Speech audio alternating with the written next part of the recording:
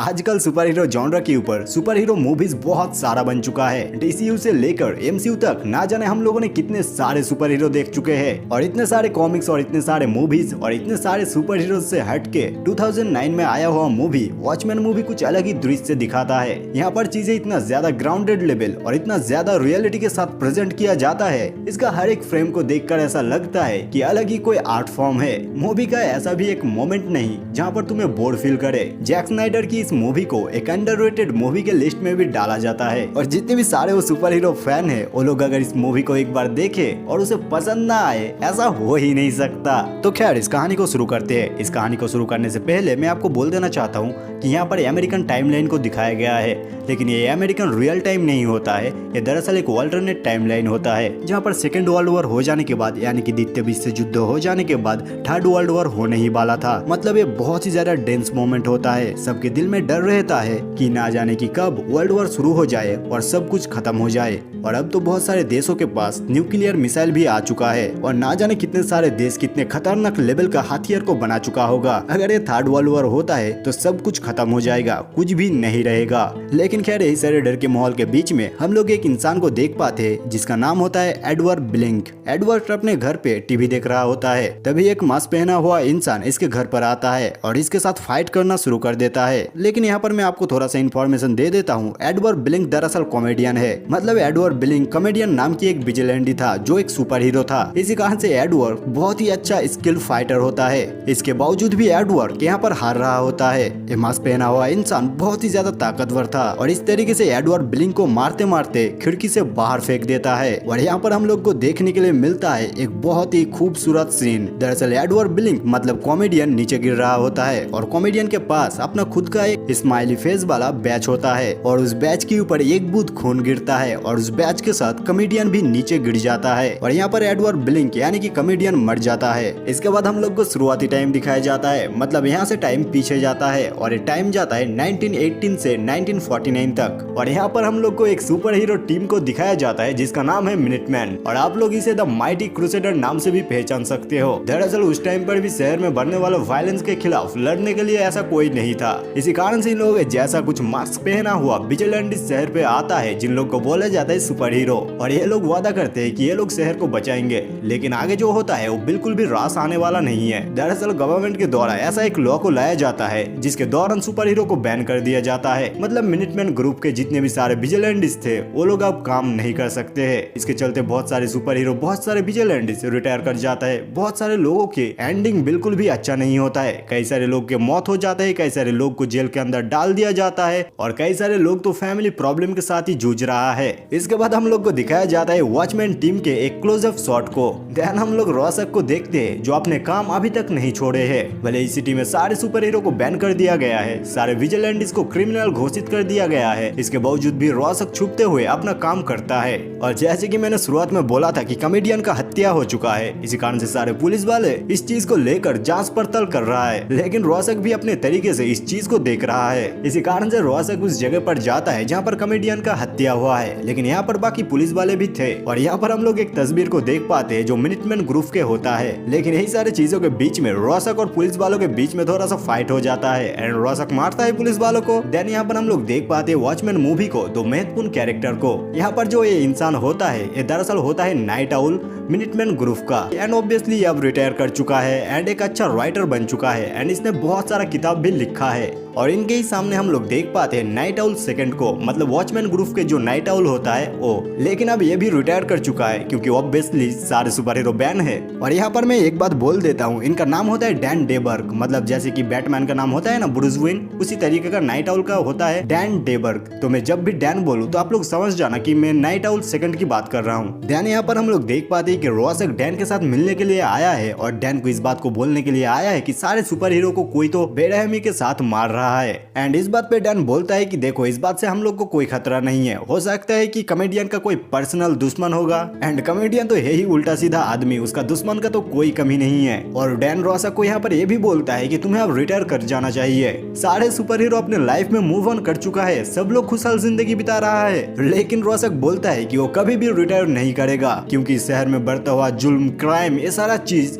वो जिंदा रहते हुए देख नहीं सकता है। वो जब तक जिंदा रहेगा तब तक वो लड़ते रहेगा। और यहाँ पर स्ट्रीट पर हम लोग एक बुक स्टोर को देख पाते हैं जिसके बाहर हमेशा ही एक बच्चा बैठकर कॉमिक बुक पढ़ता है। एंड इस मूवी के साथ इस कॉमिक बुक स्टोरी को भी दिखाया गया है, लेकिन उस कॉमिक बुक स्टोरी की तरह हम लोग ध्यान नहीं देंगे क्योंकि ऑब्वियसली वीडियो बहुत ही ज्यादा लंबा हो जाएगा एंड आप लोग बोर हो जाओगे। तो इसी कारण से हम लोग सिर्फ मूवी का मेन स्टोरी लाइन पर ही फोकस करेंगे। खैर यहाँ पर हम लोग एक होमलेस आदमी को देख पाते हैं एंड इनकी ये मासूम चेहरा आप याद रखना क्योंकि ये इंसान आपको चौंकाने वाला है। इसके बाद हम लोग देख पाते हैं डैन को, वही नाइट आउल जो मिलने के लिए आया है एड्रिन के साथ। एड्रिन एक ओज़िमैंडिस नाम की सुपर हीरो था जो वॉचमैन ग्रुप के भी मेंबर रह चुका है, लेकिन ऑब्वियसली अब सब लोग रिटायर कर चुका है और अपने लाइफ में आगे बढ़ चुका है और अब ये इंसान पूरे दुनिया का सबसे स्मार्टेस्ट और इंटेलिजेंट बंदा बन चुका है। और यहाँ पर हम लोग एड्रिन की कुछ बातें भी सुन पाते हैं जिसकी मदद से हम लोग को इस बात का पता लगता है कि एड्रिन किस तरीके से सोचता है। जैसे कि एड्रिन बोलता है कि पूरे दुनिया में आज तक जो भी लड़ाई चल रहा है सब पावर के पीछे पागल है। इसी कारण से हम लोग पावर के एक ऐसे रिसोर्स को ढूंढना होगा जो कभी भी खत्म ना हो, तभी ये सारे वॉर रुक जाएंगे।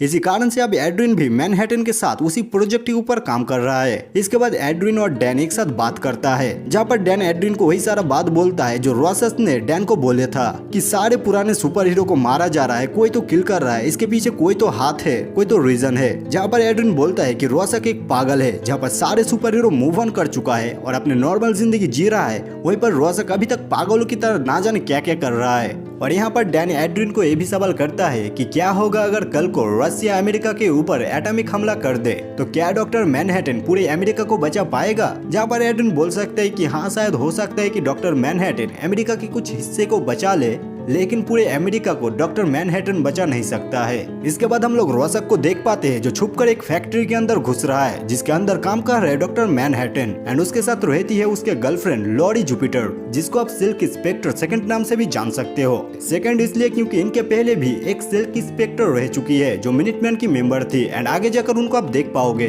खैर यहाँ पर हम लोग डॉक्टर मैनहट्टन के काफी सारे पावर एंड उनके बारे में काफी सारी चीजें जान पाते हैं, जैसे कि अभी डॉक्टर मैनहट्टन एड्रिन के साथ मिलकर ऐसा एक प्रोजेक्ट के ऊपर काम कर रहा है जिसके मदद से इस दुनिया में सारे वॉर को रोका जा सके और डॉक्टर मैनहट्टन अपने ही पास्ट, प्रेजेंट एंड फ्यूचर को एक साथ देख सकता है। लेकिन कुछ टाइम से उसके साथ कुछ प्रॉब्लम हो रहा है जिसके मदद से वो क्लियरली फ्यूचर को अब नहीं देख पा रहा है। उसे लग रहा है कि शायद फ्यूचर में कोई एटॉमिक हमला होने वाला है, इसके कारण से उसके पावर के साथ ये सब हो रहा है। और यहाँ पर रॉसक डॉक्टर मैनहट्टन के साथ कुछ बात करने के लिए आता है एंड वो सारे बात शुरू करने ही वाला था, लेकिन डॉक्टर मैनहट्टन रॉसक को बाहर टेलीपोर्ट कर देता है क्योंकि डॉक्टर मैनहट्टन अपने काम को लेकर बहुत ही ज्यादा बिजी होता है। वो अपने गर्लफ्रेंड को भी टाइम नहीं दे पा रहा है एंड इसके कारण से उसके गर्लफ्रेंड अब डैन को कॉल करने वाली है एंड डैन के साथ डिनर पे जाने वाली है एंड सारा सब कुछ डॉक्टर मैनहट्टन को पहले से ही पता होता है। लेकिन डॉक्टर मैनहट्टन भी क्या ही कर सकते हैं, वो बहुत ही ज्यादा बिजी होता है, अपने काम में डूबा होता है, तो उसके पास टाइम नहीं है एंड होता भी वैसा ही कि उसके गर्लफ्रेंड डैन के साथ डिनर पर आती है। और यहाँ पर हम लोग गवर्नमेंट के कुछ लोग को देख पाते हैं जो लॉरी जुपिटर के ऊपर नजर रख रहा था, जहाँ पर अंदाजा ये लगाया जाता है कि डॉक्टर मैनहट्टन अमेरिका के पास अब वो मूल्यवान चीज बन चुका है जिसकी मदद से अब रशिया को डरा सकता है। मतलब आज तक रशिया अगर अमेरिका के ऊपर हमला नहीं किया है तो उसकी वजह सिर्फ डॉक्टर मैनहट्टन है, तो इसके कारण से अमेरिका के पास डॉक्टर मैनहट्टन बहुत ही मूल्यवान चीज हो जाता है। और डॉक्टर मैनहट्टन के गर्लफ्रेंड होती है जुपिटर लॉरी,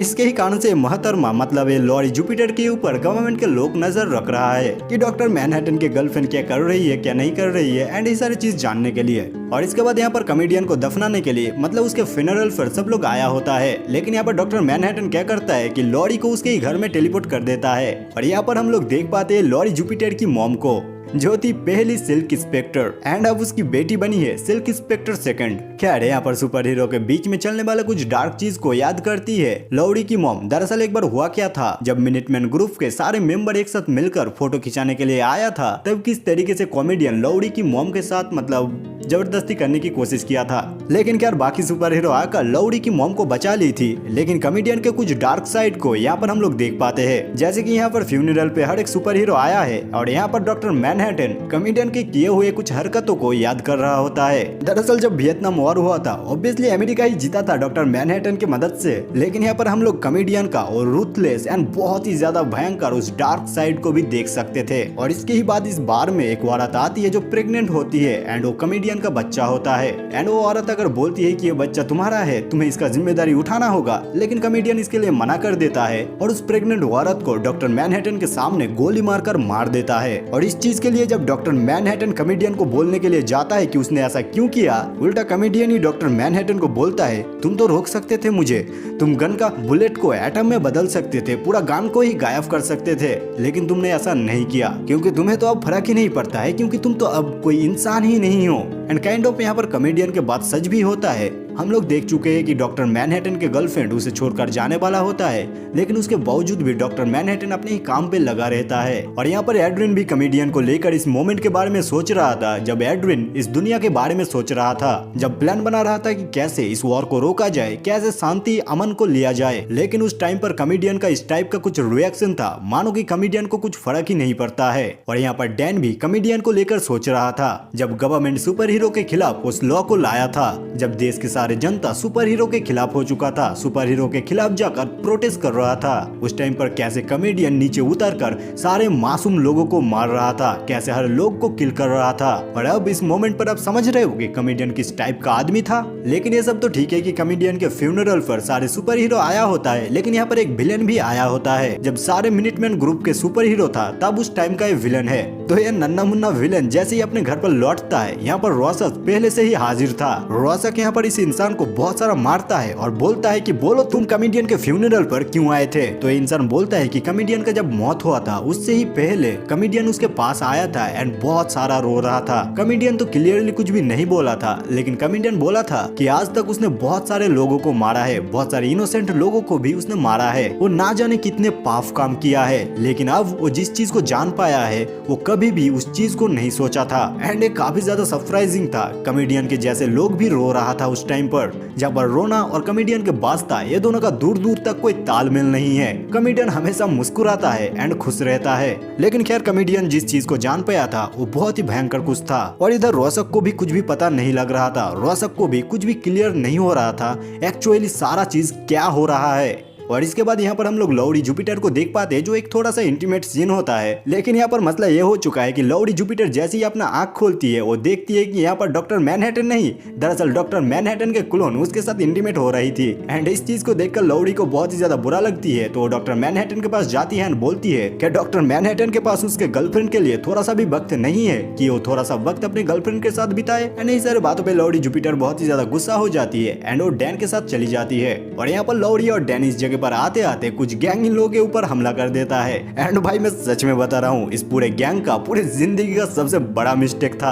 क्योंकि यार ऑब्वियसली ये दोनों वॉचमैन ग्रुप के मेंबर रह चुके हैं और ये दोनों ही सुपर हीरो है, तो ये सारे लोगों को कुत्ते की तरह मारते हैं। और इसके बाद हम लोग डॉक्टर मैनहट्टन को देख पाते हैं जो रेडी हो रहा था एक इंटरव्यू के लिए। और जैसे ही डॉक्टर मैनहट्टन इस इंटरव्यू पर आता है, यहाँ पर एक इंसान डॉक्टर मैनहट्टन को बहुत ही अजीबोगरीब सवाल करता है। एंड इस आदमी के द्वारा सारा चीजों को इस तरीके से प्रेजेंट किया जाता है कि मानो कि डॉक्टर मैनहट्टन के रेडिएशन से सारा लोग को कैंसर हो जाता है। आज तक डॉक्टर मैनहट्टन के जितने भी सारे दोस्त रहा है, जितने भी सारे उसके रिलेशनशिप रहा है, सारा लोगों को कैंसर हो चुका है। और यहाँ पर डॉक्टर मैनहट्टन के एक्स गर्लफ्रेंड को भी लेकर आया जाता है। एंड इस बात पे डॉक्टर मैनहट्टन मेंटली अंदर से टूट जाता है और यहाँ से टेलीपोर्ट हो जाता है मार्स पर। और यहाँ पर हम लोग मार्स पर डॉक्टर मैनहट्टन को देख पाते हैं, जिसके हाथ में एक तस्वीर होता है, जहाँ पर डॉक्टर मैनहट्टन के एक्स गर्लफ्रेंड का तस्वीर होता है और उसका खुद का। जब वो डॉक्टर मैनहट्टन नहीं था, वो एक साधारण सा इंसान था जिसका नाम था जॉन। तो दरअसल जॉन एक एटॉमिक साइंटिस्ट था और एक दिन की बात है जब जॉन अपने गर्लफ्रेंड के साथ था, लेकिन वो देखता है कि उसके वॉच एक घर पर वो भूल चुका है। तो इसी कारण से उस वॉच को लेने के लिए उस घर पर जाता है,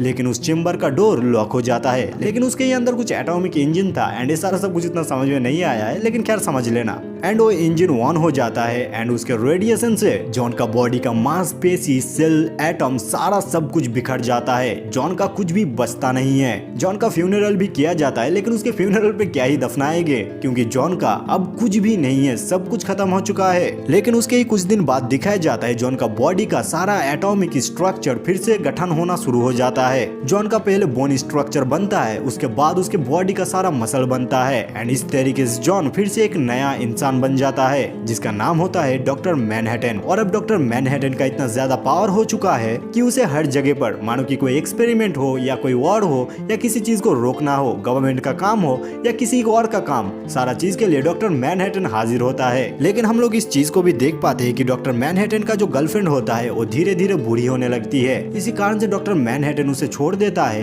एंड एक नया लड़की की प्यार में आ जाता है जिसका नाम होता है सिल्क स्पेक्टर 2, मतलब रिसेंटली तुम जिसे जानते हो लॉरी जुपिटर के नाम से। और यहाँ पर डॉक्टर मैनहट्टन की एक्स गर्लफ्रेंड भी बोलती है क्या मैं बूढ़ी हो चुकी हूँ, इसी कारण से तुम मुझे छोड़ रहे हो। एंड डॉक्टर मैनहट्टन लाइक उसे देखकर ही समझ में आ रहा कि हाँ यही सच है। तो तुम अब समझ सकते हो कि डॉक्टर मैनहट्टन के अंदर वो इंसानी फीलिंग, वो इंसानी इमोशन पूरी तरीके से मर चुका है। इसी कारण से तो मैं बोल रहा हूँ कि डॉक्टर मैनहट्टन को अब इंसान बोलना सही नहीं होगा, वो अब इंसान से भी ऊपर उठ चुका है। ओके, इसके बाद अब थोड़ा सा अर्थ पर भी नजर डालते हैं। दरअसल अर्थ पर डॉक्टर मैनहट्टन जाने के बाद अमेरिका में बहुत ही ज्यादा खलबली मच चुका है, क्योंकि डॉक्टर मैनहट्टन ना होने के कारण से रशिया का खतरा अमेरिका के ऊपर और भी ज्यादा बढ़ चुका है। इसके कारण से डॉक्टर मैनहट्टन की गर्लफ्रेंड लॉरी को यहाँ पर पूछताछ किया जा रहा है कि क्या हुआ था डॉक्टर मैनहट्टन के साथ, डॉक्टर मैनहट्टन कहाँ जा सकता है, कि क्या हुआ है डॉक्टर मैनहट्टन के साथ। लेकिन खैर इसके बाद इन लोगों को पता लग जाता है सैटेलाइट इमेज के द्वारा कि मार्स पर डॉक्टर मैनहट्टन है। और इसके बाद यहाँ पर हम लोग एड्रिन को देख पाते हैं, जहाँ पर एड्रिन अलेक्जेंडर ग्रेट के बारे में बात कर रहा था कि किस तरीके से पूरे दुनिया को एक यूनाइटेड वर्ल्ड बनाने की सोचा था। लेकिन तभी इन लोगों के ऊपर कोई एसोसिन हमला कर देता है, लेकिन एड्रिन अपने चालाकी के साथ इस इंसान को मार देता है। लेकिन ये इंसान यहाँ पर मुंह खोलकर कुछ बोल पाता, लेकिन वो अपने आप ही आत्महत्या कर लेता है। मतलब यहाँ पर ना तो एड्रिन को ना किसी और को कुछ भी पता नहीं चलता है। एंड रॉसक यही सारी चीजों को तो पता लगाने के लिए निकला है। रॉसक को पता चलता है कि एड्रिन के ऊपर जिस इंसान ने हमला किया था वो पिरामिड इंटरनेशनल कंपनी के तरफ से काम करता है। एंड वो मिनटमैन टाइम का वो विलेन होता है ना, आपको तो याद ही होगा, उसके घर पर भी रॉसक ने पिरामिड कंपनी का लोगो को देखा था। तो इसी कारण से उस इंसान के घर पर रॉसक पहुंच जाता है। लेकिन यहाँ पर तो चौंकने वाला बात यह हो जाता है कि इस इंसान को पहले ही किसी ने मार दिया है। एंड इसी मोमेंट पर इस घर के बाहर चारों तरफ से पुलिस ने घेर लिया है। एंड रॉसक इसी मोमेंट पर समझ जाता है कि ये किसी का चाल था। लेकिन खैर ये जिसका भी चाल था, रॉसक तो अब पूरी तरीके से फंस चुका है। रॉसक यहाँ से भागने की कोशिश करता है एंड कई सारे पुलिस के साथ फाइट भी करता है, लेकिन यहाँ पर बहुत ही सारे पुलिस था एंड रॉसक यहाँ से भाग नहीं पाता है। वो पकड़ा जाता है एंड उसे जेल में डाल दिया जाता है। लेकिन खैर रॉसक के यहाँ पर मास्क को निकाल लिया जाता है। एंड गेस करो रॉसक कौन है? बोला था ना इस होमलेस आदमी को याद रखना, ये आगे जाकर आपको चौंका देगा। हाँ, आपने बिल्कुल सही गेस किया है, यही है रॉसक। इसके बाद जेल में रॉसक के साथ एक साइकियाट्रिस्ट मुलाकात के लिए आता है एंड साइकियाट्रिस्ट रॉसक को कुछ तस्वीर दिखाता है एंड उसे सवाल करता है। और ये सारे तस्वीरों के सवाल में रॉसक अच्छा सही जवाब देता है, लेकिन रॉसक याद कर रहा होता है वो सारे डार्क और उस सारे भयंकर चीजों को, जैसे कि बचपन में कैसे रॉसक को चाइल्ड अब्यूज किया जाता था, किस तरीके से बाकी लोग बचपन में उसे मजाक बनाता था। लेकिन फिर भी रॉसक इतना ज्यादा भयंकर नहीं हुआ था। एक दिन की बात है, रॉसक एक किडनैप हुआ बच्ची को ढूंढ रहा था और उस बच्ची को ढूंढते हुए जब उस जगह पर पहुंचता है तब रॉसक जिस चीज को देखता है वो बहुत ही भयंकर था। उस बच्ची को काटकर उसका टुकड़ा करके अलग कर दिया गया है एंड वो सारे चीजों को एंड उस बच्चे के बॉडी पार्ट को कुत्ते को खिला दिया गया है। एंड जब फाइनली रॉसक उस इंसान को पकड़ता है तब वो इंसान बोलता है मुझे पुलिस के हवाले कर दो, तुम मुझे मार नहीं सकते हो, मुझे कानून के हवाले कर दो, कानून इस चीज को देखेगा और कानून ज्यादा से ज्यादा क्या ही करेगा, पूरी जिंदगी के लिए इसे काल कोठरी में डाल देगा, लेकिन ये जिंदा तो रहेगा ना। एंड यही सारी चीजों को सोचकर रॉसक को बहुत ही ज्यादा गुस्सा आता है एंड बहुत ही ब्रूटल तरीके से इस इंसान को रॉसक मार देता है। इसके बाद से रॉसक इस तरीके से बहुत ही भयंकर हो चुका है। और हाँ, इसी जेल के अंदर रॉसक का वो आइकॉनिक डायलॉग है। दरअसल होता कुछ ही कि रॉसक का बहुत सारा दुश्मन होता है एंड वही सारे दुश्मन रॉसक को इस जेल के अंदर मारना चाहता है। और यहाँ पर एक इंसान रॉसक को मारने के लिए ट्राई भी करता है, लेकिन रॉसक उस इंसान को बहुत ही भयंकर तरीके से यहाँ पर मारता है और वो आइकॉनिक डायलॉग बोलता है कि मैं तुम लोगों के साथ इस जेल में बंदी नहीं हूँ, तुम लोग मेरे साथ इस जेल में बंद हो। एंड भाई साहब क्या लेजेंड डायलॉग है। तुम अगर मूवी में इस चीज को देखोगे तो तुम बोलोगे कि हाँ यार बेस्ट है ये। लेकिन खैर इधर हम लोग डैन और लॉरी को एक साथ देखते हैं, जो ये लोग बहुत ही ज्यादा क्लोज आ चुके हैं। और इस सारी चीजों के बीच में डैन थोड़ा सा इमोशनल हो जाता है एंड उसे पुराना दिन बहुत ही ज्यादा याद आता है। इसी कारण से वो नीचे जाता है एंड नाइट आउल सूट को वो देखने लगता है। एंड आई होप कि तुम समझ चुके हो कि डैन अब नाइट आउल बनने वाला है और लॉरी भी सिल्क स्पेक्टर बन जाती है और ये दोनों निकल जाते हैं बिल्कुल अपने पुराने दिन की तरह। तरह लोगों को बचाने के लिए। और यहाँ पर नाइट आउल और सिल्क इंस्पेक्टर इस घर पे आता है और यहाँ के सारे लोगों को बचाता है बहुत ही बहादुरी के साथ। लेकिन यही सारे चीजों के बीच में, ये सारे गैंग के बीच में कुछ अलग ही लोचा चल रहा था। दरअसल रोसक अब जेल में है और ये सारे गैंग को जब पता चलता है इस बात का, ये लोग मिनटमैन मेंबर के जो फर्स्ट नाइट आउल था उसके ऊपर हमला कर देता है एंड इस ओल्ड नाइट आउल को यहाँ पर बहुत ही बेरहमी के साथ मार दिया जाता है। इसके बाद जेल में फिर से हम लोग रोसक को देखते हैं, जो रोसक को मारने के लिए फिर से कुछ लोग आया है, लेकिन रोसक तो रोसक है ब्रो, वो फिर से सबको पेल देता है। इसके बाद नाइट आउल और सिल्क इंस्पेक्टर भी यहाँ पर आ जाता है रोसक को बचाने के लिए और यहाँ पर नाइट आउल और सिल्क इंस्पेक्टर भी बहुत ही अच्छा फाइट करता है एंड काफी अच्छा फाइट सीन था। लेकिन इसके बाद जो रोसक का सीन होता है वो हद से ज्यादा बेहतर होता है। दरअसल रोसक यहाँ पर बोलता है कि 1 मिनट रुको, मैं टॉयलेट से आता हूँ और जाता हूँ। फिर क्या होता है कि रोसक टॉयलेट के अंदर जाता है एक इंसान को मारने के लिए और नाइट आउल और सिल्क इंस्पेक्टर बाहर वेट कर रहा होता है और ये जो टॉयलेट का डोर होता है वो ओपन लॉक होते रहता है एंड रोसक अंदर एक इंसान को मार रहा होता है। मैं हद से बता रहा हूँ भाई कि ये खूबसूरत था। इसके बाद ये तीनों मिलकर ये जितनी भी सारा चीजें हो रहा है इसके रूट कॉज को जानने के लिए लग जाता है। ये लोग एक बार पर जाता है, एक गुंडे को मारता है एंड उसके मुंह से कुछ इन्फॉर्मेशन को बाहर करता है। इन लोग को पता चलता है कि डॉक्टर मैनहट्टन के एक्स गर्लफ्रेंड के बारे में, जो पिरामिड इंटरनेशनल कंपनी के लिए काम करती थी। और यहाँ पर नाइट आउल को एक कंप्यूटर मिलता है जिसको अनलॉक करने से बहुत सारा इन्फॉर्मेशन मिलता है, जो सारे इन्फॉर्मेशन के मदद से इन लोग को पता चलता है कि ये सारा सब कुछ के पीछे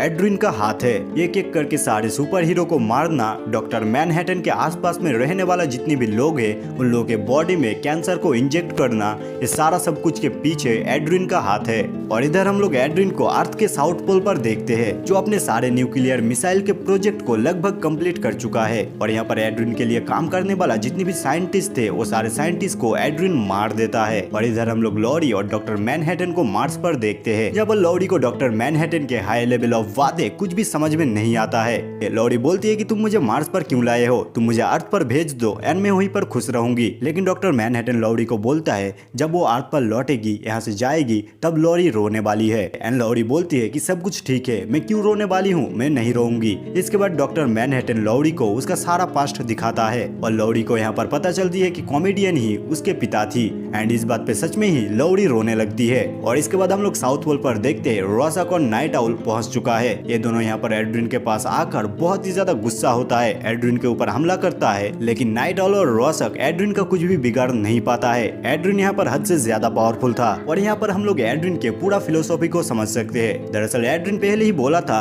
अलेक्जेंडर द ग्रेट के बारे में। दरअसल अलेक्जेंडर द ग्रेट पूरे यूनाइटेड वर्ल्ड बनाना चाहता था एंड एड्रिन भी वही करना चाह रहा था एंड उसी कारण से पूरे दुनिया भर में वो काम कर रहा था। दुनिया के हर कोने में वो ऐसा एक न्यूक्लियर मिसाइल को एक्टिवेट कर चुका है जो ब्लास्ट होगा एंड वो सारा शहर पूरा तहस नहस हो जाएगा। एंड एड्रिन ऐसा ही करते हैं एंड वो सारे सिटी के मिलियंस ऑफ लोग को एड्रिन मार देता है। और इधर हम लोग डॉक्टर मैनहट्टन को देखते हैं जो अर्थ पर लौट कर आया है एंड ये सारा तहस नहस को देखकर डॉक्टर मैनहट्टन एड्रिन के पास जाता है और यहाँ पर एड्रिन चालाकी के साथ डॉक्टर मैनहट्टन को भी मारने की कोशिश करता है। ये पता नहीं एक टाइप का मशीन था जो डॉक्टर मैनहट्टन को मारने के लिए शायद एड्रिन ने बनाया था। लेकिन जैसे ही आप लोग को पता है डॉक्टर मैनहट्टन के पावर के बारे में, डॉक्टर मैनहट्टन यहाँ पर नहीं मरता है। इसके बाद डॉक्टर मैनहट्टन एड्रिन को मारने के लिए तैयार हो जाता है एंड उसे मारने ही वाला था, लेकिन एड्रिन यहाँ पर सारा सब कुछ सच बोलता है। दरअसल एड्रिन दुनिया के हर कोने पर जिस न्यूक्लियर मिसाइल को फोड़ा है वो सारे मिसाइल से डॉक्टर मैनहट्टन का ही रेडिएशन पाया गया है। इसी कारण से अब पूरे दुनिया के लोग सोचने लगा है कि डॉक्टर मैनहट्टन ही पूरे दुनिया का दुश्मन है और इसके फलस्वरूप रशिया और यूएसए जैसे कंट्री भी एक साथ आ चुका है, एक साथ हाथ मिलाकर यूनाइटेड होकर डॉक्टर मैनहट्टन के साथ लड़ने के लिए तैयार हो रहा है। एंड सारा सब कुछ इसलिए हुआ है क्योंकि सबको लगता है डॉक्टर मैनहट्टन सबका दुश्मन है और डॉक्टर मैनहट्टन भी तो इस चीज को देखता है कि उसका नाम अगर बदनाम होने से पूरे दुनिया में एकता और शांति लौट कर आता है तो ये क्यों नहीं। तो इसी कारण से डॉक्टर मैनहट्टन इस चीज के लिए राजी हो जाता है, लेकिन रोसक इस चीज के लिए बिल्कुल भी राजी नहीं होता है। रोसक बोलता है कि वो बाहर जाएगा और पूरे दुनिया को ये सच बोलेगा। जब डॉक्टर मैनहट्टन रोसक को रोकने के लिए उसके सामने आ जाता है और उसे बोलता है कि नहीं रोसक तुम ऐसा मत करो, जहाँ पर रोसक भी एक जिद्दी की तरह बोलता है मैं तो पूरे दुनिया को सच बोल कर ही रहूंगा, अब तुम्हारे पास ऑप्शन ये है तुम मुझे मार दो या फिर मैं सच पूरे दुनिया को बोल दूंगा। जब पर डॉक्टर मैनहट्टन कोई भी ऑप्शन ना देखते हुए रोसक को यहाँ पर मार देता है।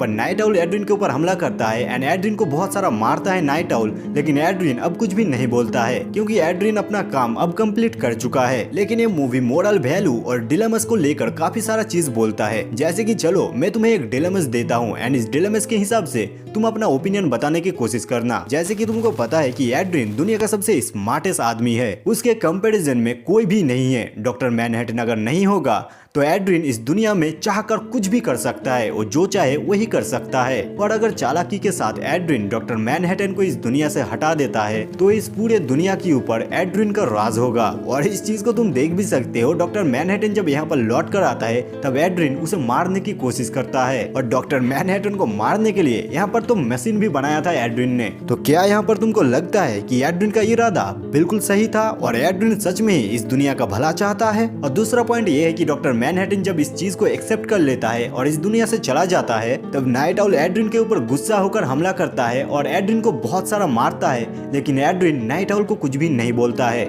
एड्रिन का उस रिएक्शन को देखकर ऐसा लगता है कि इसके पीछे एड्रिन का कोई भी गलत इंटेंशन नहीं रहा। एड्रिन सच में ही इस दुनिया का भला चाहता था, वो चाहता था एकता और शांति। लेकिन देखो यार, सवाल तो इस बात का ये भी आता है, थैनोस भी तो इस यूनिवर्स का भला ही चाहता था। इस यूनिवर्स का हाफ पॉपुलेशन को मिटाकर हाफ पॉपुलेशन को शांति और चुस्ती के साथ रहने के लिए जगह दे रहा था। तो क्या तुमको लगता है थैनोस का विचार सही था? और इसी तरीके से क्या तुमको यहाँ पर लगता है कि एड्रिन इस जगह पर सही था? देखो यार, सीधी सी बात है, मूवी तो यहाँ पर खत्म हो जाता है लेकिन काफी सारे सवाल छोड़कर भी जाता है। बाकी तुम अगर वीडियो का इस चोटी तक पहुँच चुके हो तो जरूर से इस वीडियो को लाइक कर देना और चैनल को सब्सक्राइब कर देना। और प्लीज यार जरूर से एक कमेंट करना, अगर तुमको एक गाली भी आता है तो गाली भी लिख देना। अगर 0 कमेंट्स आता है तो देखकर ऐसा लगता है कोई इंसान मेरा वीडियो देख भी रहा है कि नहीं, तो हाँ जरूर से एक कमेंट करना। और आप लोग देख रहे थे वन मूवी एक्सप्लेन्ड और हमेशा की तरह मैं आपका प्यारा होस्ट मुंतुनी।